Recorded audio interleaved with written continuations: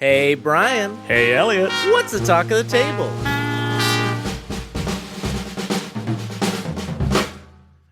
Today, we are sitting down with Johan Nohr, a visual artist and graphic designer known for his works on such projects as MÖRK BORG, Cyborg, Rascal, and the upcoming Paint the Town Red. Johan, welcome to the table. Welcome. Hey, nice to be here. Yeah, it's good to have you. Great to have you. We've been really looking forward to talking to you about all the stuff that you've done, 'cause you've done so much cool stuff. I've been very productive. Yeah, it's been wild, actually. It's fun. So, Johan, we always at the top of this show like to kind of set our goal for the conversation, what we want to get after. And so today we really want to talk to you about the strong visual identities that you're known for creating in TTRPGs, games like Cyborg, MÖRK BORG, the upcoming Paint the Town Red from our friends at Soul Muppet, and of course, perhaps what you're best known for is MÖRK BORG. And so our first kind of question is that we both feel that MÖRK BORG is a game that you just have to pick up and flip through when you see it on a table or a gaming store shelf or at your friend's house in their collection. So in as simple way as we can ask, how'd you do that? Yeah, how'd you do that? I don't know. Hey, tell us, how'd you do that? What was the secret? I guess, I come from like a traditional graphic design background. Like I've been schooled traditionally. So I think I've sort of learned the like ins and outs of how you make something, I don't know, pop or like to make a visual identity of a product or a concept or whatever. So I guess what we wanted to do with MÖRK BORG was to do something that was really loud, like not literally loud, but visually loud. And because it's so tied to like the whole musical genre of extreme metal and that sort of very loud and violent sound, we wanted the visuals to also represent that. And I don't know, just have like, I realized that my bookshelf didn't have many yellow books in it, so I saw that as sort of a opening for us to do something with. And it sort of turned out that we now kind of own the color yellow, which wasn't really intentional. Well, in a way it kind of was, but we didn't really intend it to be at this scale. But I think, yeah, color is a powerful tool for any graphic designer, obviously, so... Yeah, I don't think anyone goes into a publishing endeavor and thinks that they're going to corner the market on a color. But you guys really not a primary, at least. You know? Yeah, certainly not a primary. I mean, it says something about the tabletop industry, I guess, that no other game had really done that at that level, or like that many games. So, yeah, it was an opening there. I love that you brought up that you are kind of like classically trained as a graphic designer and have sort of this experience of the rules, because there was a recent Twitter thread from Clayton Notestein that broke down sort of the design principles within MÖRK BORG and how your eyes moves across the page. And you responded with this line that I'll quote you back to you. This article made me realize that I actually failed my design goal of MÖRK BORG. I wanted to see what would happen if I broke all the rules I've learned studying and working in graphic design. I didn't break them. I just followed them in odd, extreme ways. So I want to talk about this. Like, what were some of those rules? How did you follow them? How did you try to break them, but inevitably end up following them? I think my intention was, because we've talked about doing this as sort of a punk scene look. I mean, it was originally meant to be just a staple scene and not a book, but I wanted to see how many rules I could break without it becoming sort of useless. Like, because I've been working with so many like classic projects, like I've been working in not advertising specifically, but more like marketing and stuff. And you don't really have that room for experimentation that much there. So I wanted to take the opportunity now and do whatever I wanted and just see what would happen if I throw all these rules out the window. And I think what I did was sort of not have any templates, sort of reinvent the design on every spread, use as many typefaces as I could, because that's a rule, like you should only have 2-3 typefaces. And I decided I'm going to do 100 typefaces and use like Comic Sans and Papyrus and those like unloved, forbidden typefaces that I think desperately need some redemption, because I'm a fan of that. But I feel like regarding that thread, that I realized when Clayton did that article that I sort of the underlying structure in a way and the basic sort of presentation and the visual hierarchies, I still followed those rules, quote unquote. because I couldn't do anything that I felt was like unusable. Like I still had a purpose and a design goal in a way with the book. And I don't know, maybe I subconsciously just follow the rules that I've been taught. So I have to try harder next time, I guess. But I feel like it's like that thing in your brain where I know I get this way as like an artist, like you look at something and until it looks right, you won't stop like fiddling with it, even if you're making something kind of out there. It still has your name on it, right? So you still want to leave something good behind, even though you're experimenting and like want to push it. I do want to see the MÖRK BORG where someone just says like, "This is unusable. Don't read it." Oh, we've had those comments a lot. I can tell you that. So yeah.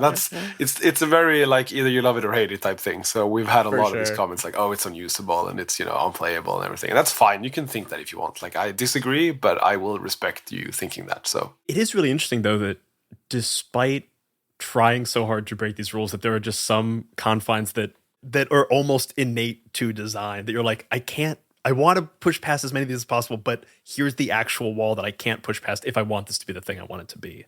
Yeah. And I think that it's probably like my experience as well, because I've been doing this for so long. So I sort of know what I want to do and how I think a product will like work. Because when I think of books, I think in terms of spreads and in terms of not just singular spreads, but also the spreads like in sequence. So like when you flip through it, what happens with the experience of browsing through the book? Because I said that before. I'm not sure who said that, but it's like a very slow animated movie, a book, when you flip through it. Like every spread is a frame, and in a way, it's sort of something happens when you flip through it. There's a movement and there's a momentum, and that I think you have to consider when designing. So like every spread, something new should happen design-wise, but not too drastically. There should still be a thread that ties them together in a way. I think every spread a frame is your inevitable design instructional book. Yeah, that's a good name. Every spread a frame, that's good. No, I think that, and it doesn't matter what book I make. I think that way, and about the experience of not necessarily reading it, but just flipping through it, because that's what I do mostly with books, and. It's just like if you look at Into the Other, Cyborg, or like any book that I've designed, I hope that comes across so that the reading is not. It doesn't have to be pleasant, but it has to like do something with you.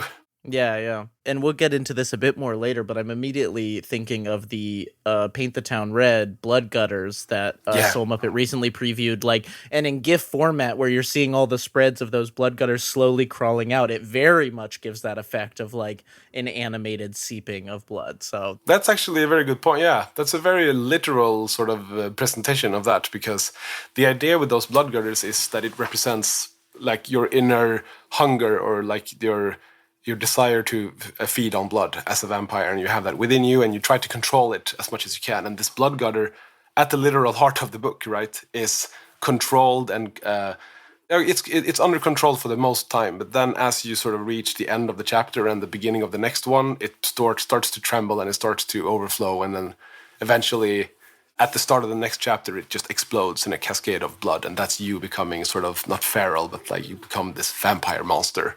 And then it goes back into control again. So it's really a dance. It's really an animated movie. Yeah, it's in book form. We've been talking a bit about like the rules and trying to break them, and what rules kind of like are inherently there that we can't get past.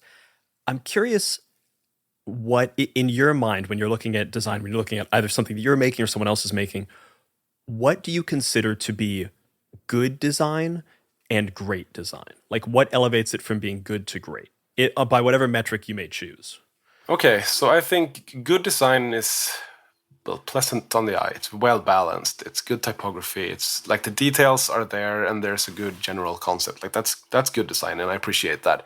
Great design is something where there's a clear concept and a clear goal, and you strive to have the design fulfill that goal. Even though it doesn't have to be nice looking, it doesn't have to be beautiful, but it has to like go through with the concept, and it has to communicate the concept and maybe elevate graphic design from just being a container for content and into being something new and something bigger. That's what I feel is great design. I can't think from the top of my head of any like examples of that, but when I experience that and when I see that, that's when I really go, oh damn, I wish I had done that, and I wish that's what design is all about, in my opinion. I feel like we talk about like the intention of a project a lot on this show, of like how much you can feel when someone comes into something with a clear intention and then delivers on that intention. I feel like when it comes to where you're sitting in creating a visual identity, I imagine you are balancing multiple facets of that intention, one being like authorial intent, one being the game's themes, one being the mechanics. How are you sort of thinking about these different aspects of the intent of a game when making a visual identity? Maybe using MÖRK BORG as an example or something else. That's a good question. I mean, yeah, there is definitely a lot of things you have to keep in mind, and there's a lot of goals. And you, as a designer, also have your own goals in a way. Like you add your own things that you want to achieve. But so MÖRK BORG, for example, well, one of the goals was to visualize the end of the world and the shattering of reality, because like not only the geography is ending in the world, but the universe itself and the laws of physics and everything, it just ends. So we wanted to show that visually with how chaotic it seems and everything, you know, everything is breaking down. But also we wanted to sort of challenge the whole industry in a way in how you can make books. So that was another design goal. So just that's why we had so many weird effects like foil on the inside, and we had all these sort of stupid things really, but that was just to sort of shout and scream, hey, look, you can do books this way as well. Like you can do this. Maybe you shouldn't, but you can. Like that's. And then I think for like different parts of the book have different goals as well. So the first part is all about getting you inspired into this chaotic world and the end of the world, that sort of thing. And then when it comes to the adventure, that's all about running at the table and usability at the table, accessibility 100% and all that stuff. So there are two very different, it's like two books in one in a way. And then how the end papers, like those, the goal there was that they should act sort of like a GM screen, so they have all the rules and all the references you need when playing. Like you shouldn't ever have to touch the book really when you play. So your focus should be on the game, not the book. Staying on the point of something like MÖRK BORG, of how you guys did so much within that book of including like, you know, gold accents and or foil accents, all these other things. At a certain point, that does become a like cost equation. Like each of those things can get expensive. As a designer, do you just go in and throw everything at the wall and then like we can always take away? Unless I have a specific budget, yes, pretty much. Perfect. We had the luxury of not doing this as our full-time job at the time. Now it's my full-time job, so I think a bit differently now about it. But we both had jobs, and this was a hobby project that we did on the side. So our goal was never to do more than break even, actually. So we just asked the printer house, like, what can you do? And we want to do everything. So as long as we get the money back, we're fine. So it's a very expensive book to print. And in the beginning, we didn't make a lot of money on each copy sold. But that's, yeah, I mean, unless we have, sometimes you have a set budget. I always try to like add as much stuff as possible, but then, you know, you have to be realistic as well, especially when you hope to like buy groceries and pay taxes with the money you make from the games. That's a whole different reality. So, damn taxes. Yeah, Come I know on. it sucks, but yeah, you have to do it. You have to do it. Kind of continue on the conversation of good and great design. I'm curious, in your opinion of your own work, what do you think is your greatest success design-wise? By what I mean, not necessarily monetarily, but like by whatever metric you choose, what do you think is the most successful?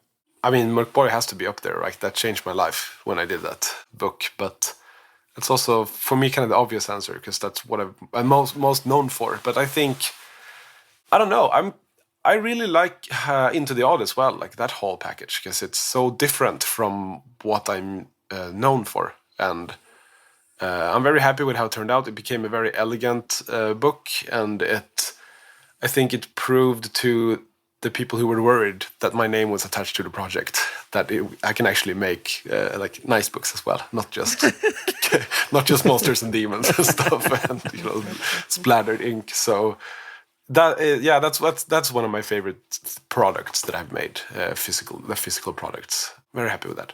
And like, I feel we talked about like rules, and obviously with MÖRK BORG and kind of now like your body of work beyond MÖRK BORG, Cyborg, etc., you've sort of created your own version of rules, and obviously Morkborg has a huge third-party community around it. How successful, like in your measure, have like people been in following these new rules you've created, or like do you feel like you've created sort of rules that people follow when they make third-party content? I'm like compelled to think of like Pirate Borg, which was a game I picked up last year, and how that like very much follows the identity path of Morkborg, but while bringing its own thing into it. Like, how has that been, seeing people follow these rules you've created? I actually like more. I mean, I love Pirate Borg and I love Luke and all the everyone behind all those bigger projects. But I actually more my favorite MÖRK BORG hacks and third party things are the ones to totally make their own thing, and don't care about what we have done, and don't necessarily try to emulate MÖRK BORG, because we never wanted to make our own. I mean, it's like we're punks who grew up and got real jobs. Like, we wanted to break all the rules, and now we have our own rules that we make, and we're trying to break free from those. So here are the 10 steps on how to be punk. Exactly. Yeah, exactly. So like, this was the intention was never to like write our own rule set for design. Like, that was the absolute opposite, but it sort of happened anyway. I mean, you can see some of the books that they follow the pattern, and like how our book is presented with the end papers and the setting and the rules and everything, like how you write that. And I mean, I take that as a huge compliment, of course, because that means it maybe worked. But I'm most inspired by the projects that just make their own thing, and that aren't called something Borg and aren't yellow or pink, or that turns what we have done upside down. So that's fun. And I also challenge myself when doing new stuff. So, like, for example, when we're doing Tephrotic Nightmares now, that's intentionally like an anti-MÖRK BORG visually. Like, it's just grayscale. There's no color, because that was what we had in the core book, and it's not as chaotic. Like, I tried to identify what sort of rules and guidelines I set up for myself and move away from those, because the same goes with Pelle as well, and the writing. Like, we don't want to create our own boundaries for ourselves and be within those. We don't want to trap ourselves. I don't want to become the one trick pony. Yeah, because that was so inspiring for us to do that in the first place. And so, like, yeah, we don't want to fall into a hole. There's a good question there, because I think because of the success of MÖRK BORG, you are generally associated with a very particular style. And obviously you do a lot of other stuff, but like you've been put into a bit of a box by some people. Do you find that having such a noteworthy style, for one thing, is that helpful for you as a designer, or is that more something you've got to like buck up against more often than not? No, I think it's helpful, because there's a good understanding of my sort of baseline, or where we begin, and then we can move from there. So I think it's definitely been helping. I mean, there's been times where I've looked at my work and I've been like, damn, I can't do anything else than this. Like, am I really the guy that only draws, skeletons with horns? But then, and also and then I realized, no, I can do other things. And then also, so what if I am? Like, isn't that fine? Can I, I think artists should just accept that, they have a certain style and they have a certain motif or something that they enjoy making, and, fucking go with it. But yeah, I want to challenge myself and do other things as well. And those are the best commissions, in my opinion, as well, that try something different and, asks me to go beyond my comfort zone and explore other styles. Even though they might be similar in a way to what I do, but as long as they introduce something new, that's inspiring as hell to me. What is the kind of commission that you would love to jump on as like a totally outside of your comfort zone challenge? Like, is there a kind of job you would want to do? Oh, it would be fun to have someone reference like a style that is completely different to mine. I see no reason why they would do that, but it would be challenging and fun to be like, hey, can you do this sort of painterly style? I don't know, or this sort of medieval wood carvings or cuttings. Maybe that is similar to what I do, but Art Deco, like, something completely different. Because as I worked like as an art director for a long time with different like clients of all different businesses and different styles, like I'm sort of used to doing that, to dip into a visual world that I'm unfamiliar with and force myself to sort of learn and or love that style. I was doing a project a long time ago, only in Swedish, a role-playing game called Oktoberlandet by the same guy who made White Hack, actually. And it was this sort of pseudo-Russian steampunk folk fantasy thing. And the style was this constructivist, like Bauhaus, I think it's called like futurist style. So these very striking like angular shapes, and it was all red, black and white and everything. And I didn't really like that style at first, but then as I researched it more, I came to like it a lot and actually love it now. So, and that's also one of the books that I'm very happy with having done. So, and I wish it would ever get English translation, but I doubt it. But it's a nice artifact at least. But that sort of thing, to like jump into a different style that I'm unfamiliar with and just learn the ropes. So to designers listening, hit Johan with a pitch for a totally out there, away from his usual stuff. Come on, yeah. Which I think like kind of connects to me. Like I think you said that like this is now your full-time job. So someone approaches you with a collaboration, like, hey, I want to work. Like, I want like to have the Johan Nohr visual stamp on this game. What is an easy yes for you when someone comes to you with a project, other than money? Far too many things. I mean, money isn't really the thing that drives me. It's these weird pitches that I get, and I'm terrible at saying no. So to my own and my calendar's dismay, but I don't know. If someone hits me up with a weird pitch, and I'm usually in, like if I can fit it, I will do it. And it's usually, I mean, sometimes there's big projects, but there's usually like smaller, one illustration or new cover for this. And so super fun. So designers out there listening, just make sure Johan doesn't care about money. He just wants something weird. Easy yes. Distinctly not in his styles. That's all you need to know. Exactly. What have I done? We'll put your email right in the show notes. Yeah. Yeah, no. In an ideal world, then I will probably. I've just started this on a full time now, so maybe I'll regret this sorely. Oh, congratulations. Yeah, thanks. It's been since October, so it's like half a year, but. I'm keeping busy, at least. Midnight Muscadines is a cozy, dark tabletop role-playing game where light and shadow intertwine in a fractured world. Players take on the roles of marmoteers, brave adventurers who journey into the untamed wilderness to collect the elusive Midnight Muscadines, craft magical jams, and protect the fragile light of Nim. Through collaborative storytelling and resourceful gameplay, players weave tales of courage, community, and the pursuit of balance. Will you preserve the light, uncover the truths hidden in the shadows, or reshape the balance of the world forever? Midnight Muscadines is perfect for fans of Studio Ghibli and Sea of Stars, who seek to capture the magic of exploration and the heartfelt adventure in a world where small heroes make a big impact. Play Midnight Muscadines as a traditional GM'd game, GMless, or even solo. Midnight Muscadines is crowdfunding now on BackerKit. Join the campaign at pandeongames.com/muscadines.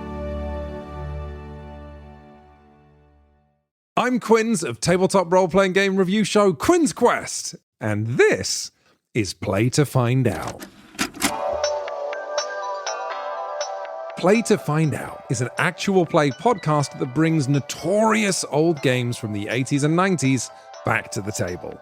Each season of Play to Find Out, I'm joined by Emily Johnson and Rob Morgan. Good? Nervous? Yeah. You both looked at each other really concerned, like you think what's about to happen is going to be unpleasant. And frankly, I think that's rude. And together, we explore the TTRPGs of ages gone by. Our goal? To separate the TTRPGs that deserve to be remembered from those that maybe don't. I don't know, Emily. It was the 80s. Also, a lot of people were on cocaine. We blow the dust from decrepit systems to learn how they work. Your 100 on the encounter table bursts out. Right, you've encountered a bug. Get ready. Don't laugh. Does one get ready for a fog? Don't laugh. Encounter their unique quirks. I do finger guns to cover up how I wince. A weird thing happens as you do finger guns. Oh no. And I'm hoping that the Quinn's Quest community will join us in exploring these games too. If you this up, cannot describe to you how much your adventure ends here. Yeah, that's fair. Because the best way to learn is to play to find out. Play to Find Out is available now on the Quinn's Quest Patreon, but the first episode of each series streams for free on the Quinn's Quest YouTube channel and wherever you get your podcasts. Anyway, you failed the Earth roll, and you made jokes while I was doing my exposition, so you don't get to hear any more. Oh, no. Come on. I was shook as...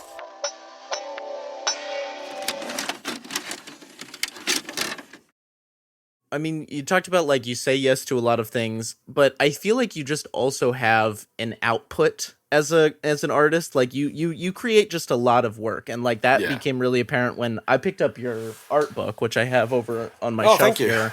And, like, flipping through that book, it's just apparent that, like, you are someone who makes art all the time, you know? And I think that the section that I really loved was the section where you were forcing yourself to make an illustration every day, and then, like, some of those ended up getting, like, licensed to, you know, feature in people's books or, like, popped into a game that you were working on. I guess the question I have for you is, like, for folks out there who are, like, artists, like, how do you stay sustainable? How do you keep that, like, love for creation for yourself? Like, how do you make it so that you're, like, sustainable while having the kind of output you have? I think trying to lower your own expectations and threshold is key. That's been my biggest problem, because I mean, everyone is a perfectionist, and you want to always make the best thing ever. You just have to accept that you will not, like, reinvent the wheel every time. I think about that as sometimes because we had such sudden success with MÖRK BORG. I sort of look at myself and I go, okay, this next thing that I do, it has to be as, you know, game-changing as MÖRK BORG. It has to fucking reinvent the industry. Like, oh, it has to be, and that's impossible. You can't think like that. You're just gonna kill yourself, you know, with that. So I don't know. That's why I did these sort of forced artworks. So I have to sit down and draw something. Doesn't matter if I have any inspiration. Doesn't matter if I don't have any energy. I just do it. Just draw whatever and post it online. Like, remove that sort of, don't throw it away. Post it and act like, I mean, you can say, oh, this is just a sketch and I hate it, but just post it, because that will hopefully remove some of the stress from that. At least for me it did. And I don't know, just try to accept that not everything has to be great all the time. It's what's the quote? Done is better than perfect, or something. Perfect is the enemy of great. Yeah. There you go. Yeah. I totally subscribe to that. I think that's a terrific quote. That is especially with the amount of, like, podcasts and layout stuff that we've been doing. It's like, yeah, it's done when it's due. The deadline is the ultimate decider of the thing. And make your own deadlines. Like, if you don't have a deadline, just call it finished and send it off and do your next thing. You can't sit there and polish it, 100 years. It's because just release it. Kind of on that topic, for you, when you're working on a project, what gets you stuck? Like, is there anything that consistently comes up where you're like, I'm having trouble with this, and this is the thing I need to work on and grow with? Yeah, I think usually it's... Okay, there's two things. I think first it's to find the concept and the direction, and to figure out... Because that's problem solving. Like, you have a problem, or the person you're working with has a problem, and your job is to solve it somehow in an interesting and good way that works, with the identity of the thing and your own, ability and desires, whatever. So I think that's sometimes when I can get stuck, when I can't find a way to fix that. So then I don't know what I do. I go on Pinterest again, I guess. Just look for ideas to steal from other places. But that's one. And then another possible place when I get stuck is if I have a good idea of what a piece will be and I just can't get it right. And I try to force myself to sort of like make the art that I have in my head. Because usually I do a lot of design work and illustration work just mentally for a long time before I even go to the computer. I just lay out the pages in my mind, or I compose the piece in my mind, and then I sit down in Photoshop or InDesign. And if I can't get it right, that can be very frustrating. But then the same thing there, I just have to accept, okay, this won't be the piece that I envisioned. It just have to be something else, and I just have to follow along, let the pen lead and just see where it ends up. And accept that, okay, we will not get that awesome image that you had in your mind, but maybe then it will be something else that's even better. So that happens a lot, actually. I think most of my artwork is like that. I have this completely different idea that's so much cooler. I just have to settle for whatever happens. So just if you like my art, just imagine what it could have been if I had any say in it. That's so real though. I totally resonate as a visual artist. Like when you think about something for so long and you're like, oh, this is gonna look so good, and then you make it and you're like, that's about 60% of what my brain thought it was gonna be. Like it would be so much grander and bigger and cooler, and but you learn to love it anyway. Sometimes they're just different, and and that's but that's good because then it feels like someone else did it, and I can use that as inspiration for my next thing. So you just try to disconnect your hand from your mind and just follow along. It's usually what happens to me. So another project that you've worked on recently that I maybe want to touch on briefly is you did the visual identity for our friends over at Rascal, some incredible journalists, Lynn, Rowan, and Chase. And I'm interested if this is true, and I'm making a bit of a distillation here, but the Rascal project feels like kind of where your old graphic design work and your tabletop work now meet, because it's like you're doing a client focused brand identity but for a tabletop journalism company, because it's not a book is what I'm thinking. That seems like it might be the most similar to what you did throughout your career. You're absolutely correct. That's exactly the type of work that I used to do. Which is mainly, maybe that's why I liked it so much, actually, because it was sort of nostalgic in a way. It was like, oh, I'm doing brand identity again for something. Right, and how is it different now? Yeah. I mean, in a way, it's kind of the same. When you do books and you do games, you do a brand identity. I kind of hate that, and it sounds very corporate, but that's what you do anyway for any product that you do, a brand identity. But so I think how it differed now, it's just a cooler project. Just cooler people, pretty much. That's just something that I can really stand behind. I didn't do a lot of projects before that I couldn't get behind. It was good stuff, but this is something that I really truly believe in. I want to support, so it just feels great to be on board in any capacity. And it was, just liked it. More work. If you're ever doing a project like this, a new website or a concept or whatever, and want a visual identity, let me know, because I love this. That's what I want to do. You heard it here, folks. Another email to send to Johan. Not only will he do any book, he'll do any brand identity. Johan, in 6 months, you're either going to be thanking us or you're going to be cursing us. It's one of the two. Yeah. No, but it's also similar to Paint the Town Red, because I'm not doing graphic design for that. I'm just doing the general art direction or the design identity, and then I'm not doing the layout work. So it's more like art direction job, I think. And you did the cover. Very cool cover. And the cover, and I will do some artworks as well, and I will help out with art commissions, and we made a big brief document for artists and that sort of thing. So I do want to turn a little bit towards Paint the Town Red, because coming up in an upcoming season of our other podcast, My First Dungeon, we're going to be doing an actual play of Paint the Town Red. Oh, nice. So I'd love to get your thoughts on going into that game, just from the text, and now looking at it where it's where it's at with the playtest and where it's going to be with the final book. What were the touchstones that you were looking for from a design perspective once you got the text in front of you? So it was a bit from the text, but also from a lot of talks with Zach. So we met at Gen Con, I think 2 years ago or something, and just started this discussion about this book. And I was fascinated by the whole concept of it, the time element, and just the vibe. Like it's so great. And I think this the duality, of course, between being a monster and being sort of human in disguise, or disguised as a human. That's an important thing, and that was where the blood gutter thing came from, of course. But also just playing around with these classical like vampire aesthetics, what you call elements, like the Gothic fonts and the pointy ornaments, and go all in on that sort of Gothic look is something I really wanted to embrace and do. And then I don't know, I'm not sure if this answers the question really, but it's just make a book that is kind of classical in layout, but then let the art and the typography sort of speak, and not have the graphic design work take a step back in a way. In your document that would go out to the artists, were there any clear touchstones of what, yes, this is the project, and maybe even more important, no, this isn't the project?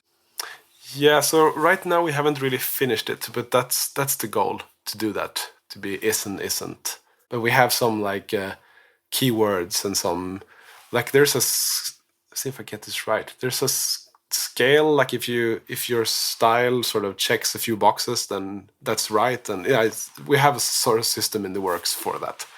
It's a way that I've never worked like that before, but I really like that. It's very like you're quantifying it in a way. Vampires should be this, and this, and if you check 4 boxes, then that's good. That's in line with what we want. It is really helpful to have some of those just like very ticked off quantified things, because then when you come up to that point where you get stuck or you don't know what's happening, it's like, hey, I can reference this. Yeah. Great. If I don't know what to do, I'll do that. Yeah, it becomes like a map in a way.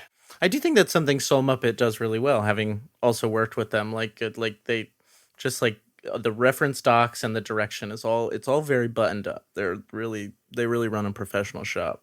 That's really good. Yeah, they're great. And I feel like I haven't really done that much of that kind of work in role-playing games, because I do most of my art myself. So that's really nice to be a part of that. Being in like kind of an art direction role for Paint the Town Red, where you are a little more hands off of the like layout and the illustration, do you find that to be more or less rewarding, or just like different? Yeah, I mean, they're doing a great job. I just think it's fun to lay out as well.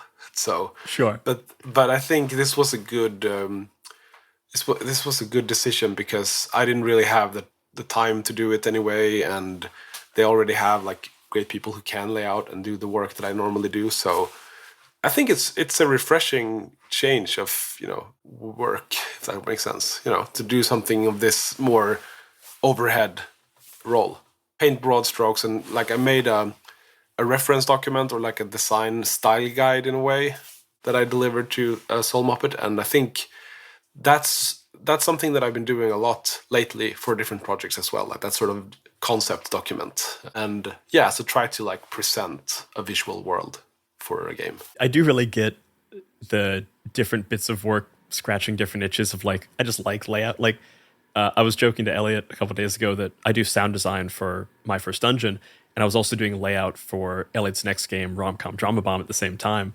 And I was like tired of sound designing. It was the hard work of the day. So I was like, ooh, let me go do the fun work of layout. Yeah.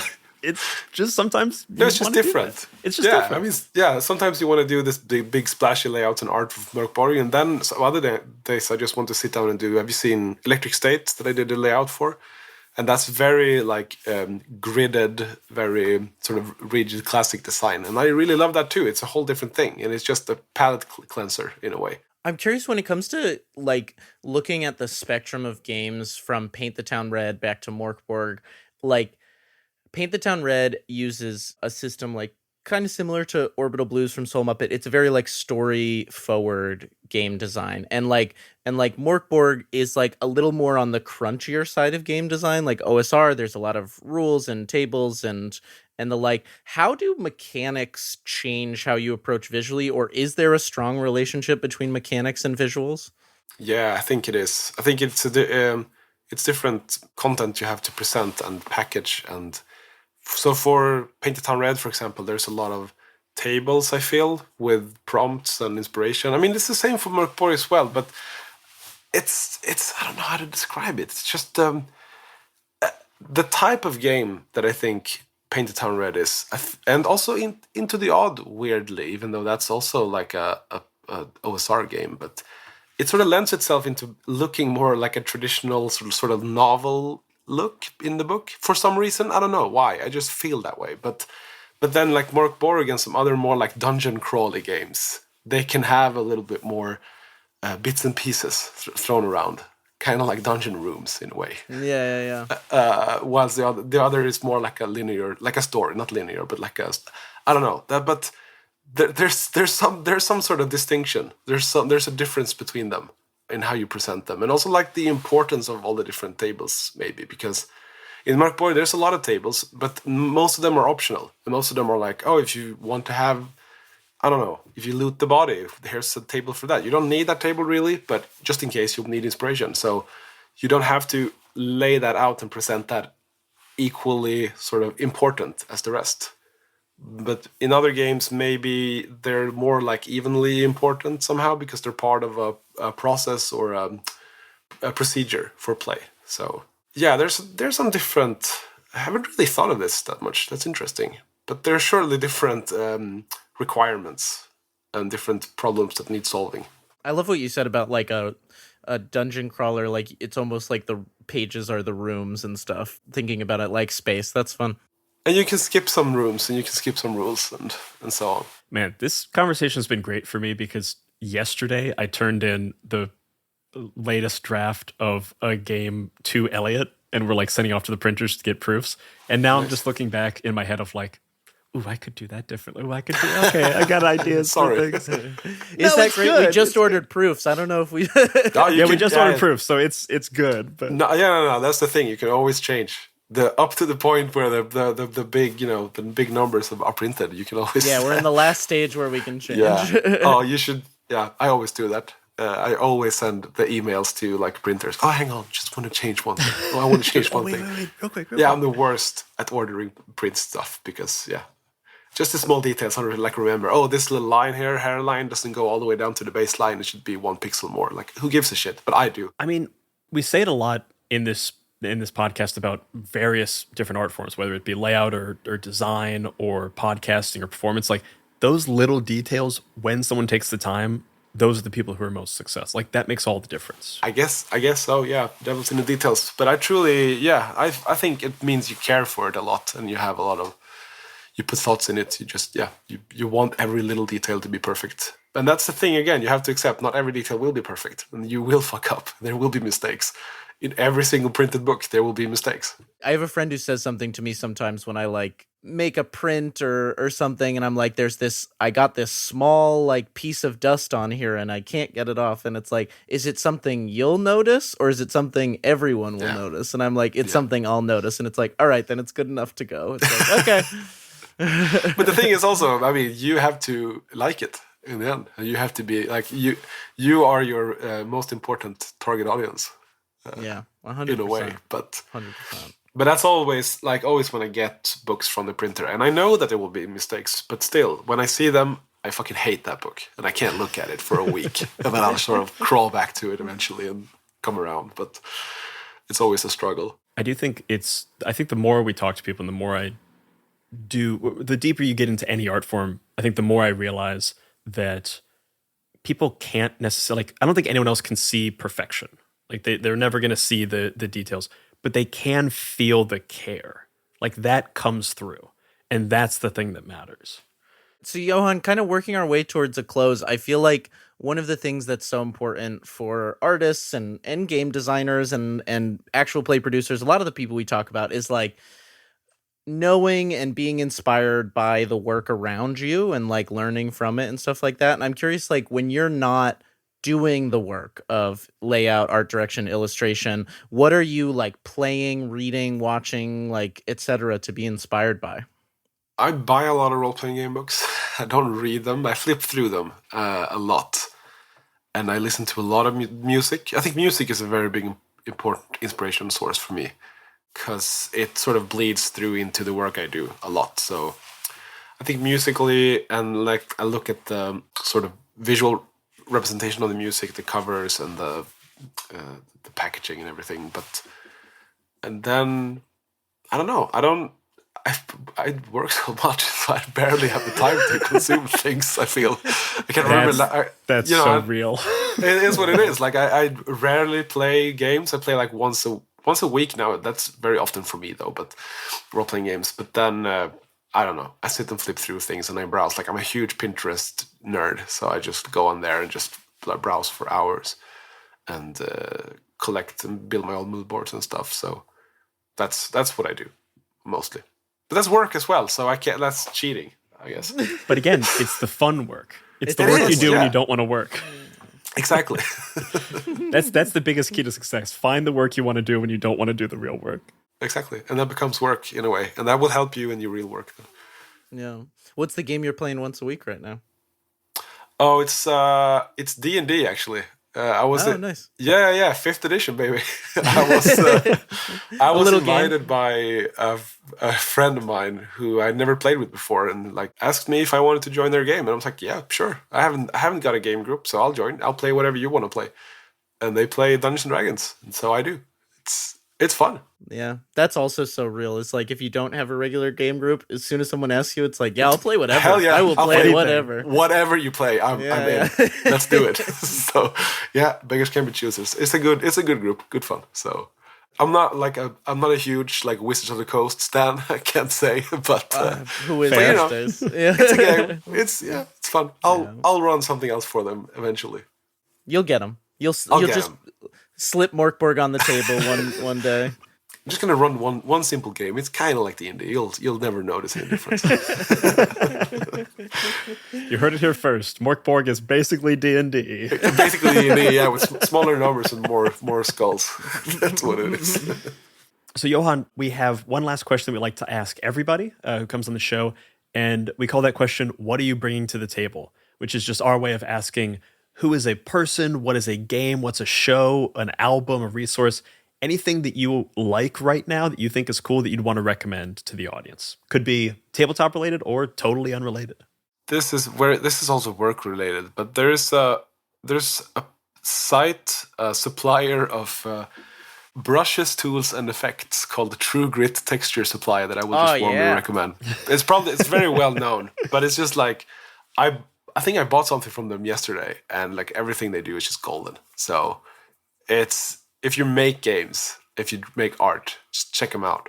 Seconded. Yeah, and also a good place actually. It's for if you want typefaces, you can go to youworkforthem.com. They have very good stuff. Hell yeah! But that's always when I go. I don't go to like my fonts or anything. I just go to youworkforthem.com. Superb stuff. We'll put both those links in the show notes. Also, talk about something to like break you out of a funk. Is like I always find like if I'm in like a drawing funk and I get a new True Grit pack, I all of a sudden have all these new toys to play with, and then like I end up drawing something that I never would have expected playing with it. It's great. No, it's so good. They really elevated my game when I first bought their like mega pack or whatever. So I don't use any other brushes, basically, just theirs. So good. That's a pretty fucking strong recommendation. No, it is 200%. We'll put those links in the show notes for you to check out, because you've got some pretty strong recommendations there if you're looking to do any kind of illustration or design. Thank you, Johan Nohr, for coming to the table. You want to let people know where they can find you online if they're looking for you? Sure. So you can find me on basically any social media place. So my Instagram is art_by_nohr. It's Nohr. And then I'm on Twitter, regrettably. And also, if you search for MÖRK BORG, you'll find us, I think. So you'll definitely find it. It's the yellow book. Oh, it's the yellow one. It's the yellow one. Yeah, yellow small angry book. Yeah. Check it out. And if you want more gamey content from us, you can check out the 20-sided newsletter and the Many-Sided Media Discord. Both of those are linked down in our show notes. Please rate, review, and follow wherever you get your podcasts. And that's what the table is talking about. Bye-bye, everybody. Bye-bye.